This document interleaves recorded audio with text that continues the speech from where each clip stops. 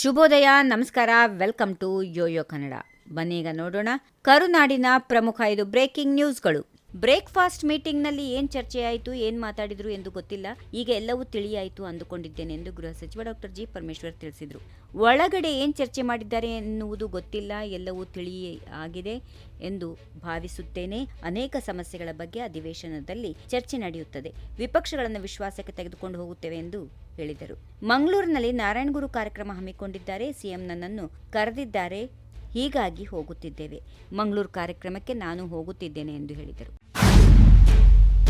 ರಾಜ್ಯದಲ್ಲಿ ಇವತ್ತೇ ಚುನಾವಣೆ ನಡೆದರೂ ಕಾಂಗ್ರೆಸ್ ಮತ್ತೆ ಅಧಿಕಾರಕ್ಕೆ ಬರಲ್ಲ ಎಂದು ವಿಧಾನ ಪರಿಷತ್ ಸದಸ್ಯ ಸಿಟಿ ರವಿ ಹೇಳಿದರು. ಜನರು ವಿಶ್ವಾಸ, ರಾಜ್ಯ ಕಾಂಗ್ರೆಸ್ ಸರ್ಕಾರ ಕಳೆದುಕೊಳ್ತಾ ಇದೆ. ಸಂಖ್ಯಾಬಲ ಮಾತ್ರಕ್ಕೆ ಈ ಸರ್ಕಾರ ಇದೆ. ಇವತ್ತು ಚುನಾವಣೆ ನಡೆದರೂ ಕಾಂಗ್ರೆಸ್ ಮತ್ತೆ ಅಧಿಕಾರಕ್ಕೆ ಬರಲ್ಲ, 50 ಸೀಟು ಕೂಡ ಗೆಲ್ಲಲ್ಲ ಎಂದು ಕಾಂಗ್ರೆಸ್ ಶಾಸಕರೇ ಹೇಳುತ್ತಿದ್ದಾರೆ. ಸಿಎಂ ಡಿಸಿಎಂ ಪರೀಕ್ಷೆ ಮಾಡಲಿ, ಚಾಲೆಂಜ್ ಸ್ವೀಕರ್ ಸರ್ಕಾರ ವಿಧಾನಸಭೆ ವಿಸರ್ಜಿಸಿ ಚುನಾವಣೆ ಎದುರಿಸಲಿ, ಆಗ ಕಾಂಗ್ರೆಸ್ನವರ ಹಣೆ ಬರಹ ಗೊತ್ತಾಗುತ್ತದೆ ಎಂದು ಸವಾಲು ಹಾಕಿದರು. CM Siddaramaiah, DCM DK Shivakumar breakfast meeting ಬಗ್ಗೆ ಟೀಕಿಸಿದ ಬಿಜೆಪಿ ನಾಯಕರ ವಿರುದ್ಧ ನಗರಾಭಿವೃದ್ಧಿ ಇಲಾಖೆ ಸಚಿವ ಬೈರತಿ ಸುರೇಶ್ ಕಿಡಿಕಾರಿದ್ದಾರೆ. ಸಿಎಂ ಮತ್ತು ಡಿಸಿಎಂ ಬ್ರೇಕ್ಫಾಸ್ಟ್ ಮಾಡಿದ್ರೆ ತಪ್ಪೇನು? ನಮ್ಮ ಪಕ್ಷದವರ ಮನೆ ಊಟ ಮಾಡಿದ ತಪ್ಪೇನು? ಬಿಜೆಪಿ ಜೆಡಿಎಸ್ ಮನೆಗೆ ಹೋಗಿ ಉಪಹಾರ ಸೇವಿಸಿದ್ರೆ ಚರ್ಚೆ ಮಾಡಬೇಕಾಗಿತ್ತು. ಆದರೆ ನಮ್ಮವರ ಮನೆಗೆ ಹೋಗಿ ಉಪಹಾರ ಸೇವಿಸಿದ್ರೆ ತಪ್ಪೇನು? ಈ ರೀತಿ ಊಟೋಪಚಾರ 100 ಬಾರಿ ನಡೆದಿದೆ ಎಂದು ಬಿಜೆಪಿ ನಾಯಕರಿಗೆ ಟಾಂಗ್ ಕೊಟ್ಟರು.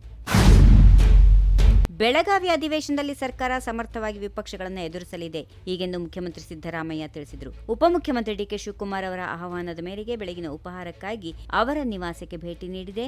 ಕಾಂಗ್ರೆಸ್ ಪಕ್ಷದ ವಿಚಾರಗಳನ್ನು ಈ ಭೇಟಿಯಲ್ಲಿ ಚರ್ಚಿಸಲಾಗಿದೆ. ಡಿಸೆಂಬರ್ 8ರಂದು ಬೆಳಗಾವಿ ಅಧಿವೇಶನ ಆರಂಭವಾಗಲಿದ್ದು, ವಿಪಕ್ಷಗಳನ್ನು ಎದುರಿಸಲು ಸರ್ಕಾರದ ರಣನೀತಿಗಳ ಬಗ್ಗೆ ಇಂದು ಚರ್ಚೆ ನಡೆಸಲಾಗಿದೆ. ವಿಪಕ್ಷಗಳು ಸರ್ಕಾರದ ವಿರುದ್ಧ ಅವಿಶ್ವಾಸ ನಿರ್ಣಯ ಮಂಡಿಸಲಿದ್ದಾರೆ ಎಂಬ ಮಾಹಿತಿ ಪತ್ರಿಕೆಗಳಿಂದ ತಿಳಿದು ಬಂದಿದೆ. ಅಲ್ಲದೆ ವಿಪಕ್ಷಗಳು ಕೇಳಬಹುದಾದ ಪ್ರಶ್ನೆಗಳನ್ನು ಸಮರ್ಥವಾಗಿ ಸರ್ಕಾರ ಎದುರಿಸಲಿದೆ. ಕಬ್ಬು, ಮೆಕ್ಕೆಜೋಳದ ಸಮಸ್ಯೆ ಸೇರಿದಂತೆ ರಾಜ್ಯದ ಸಮಸ್ಯೆಗಳಿಗೆ ಸಮರ್ಪಕ ಪರಿಹಾರಗಳನ್ನು ಕಂಡುಕೊಳ್ಳಲು ಈ ಅಧಿವೇಶನದಲ್ಲಿ ಪ್ರಯತ್ನಿಸಲಾಗುವುದು ಎಂದು ಹೇಳಿದರು. CM Siddaramaiah, DCM DK Shivakumar breakfast meeting ಬಳಿಕ ಅಧಿಕಾರ ಹಂಚಿಕೆ, ಕುರ್ಚಿ ಕಿತ್ತಾಟದ ವಿಚಾರಕ್ಕೆ ಬ್ರೇಕ್ ಬಿದ್ದಿದೆ. ಈ ಕುರಿತು ಲೋಕೋಪಯೋಗಿ ಇಲಾಖೆ ಸಚಿವ ಸತೀಶ್ ಜಾರಕಿಹೊಳಿ ಪ್ರತಿಕ್ರಿಯೆ ನೀಡಿದ್ದಾರೆ. ಯಾವಾಗ ಯಾರಿಗೂ ಅಧಿಕಾರ ಶಾಶ್ವತ ಅಲ್ಲ. 30 ತಿಂಗಳ ನಂತರವಾದರೂ ಅಧಿಕಾರ ಬಿಡಬಹುದು.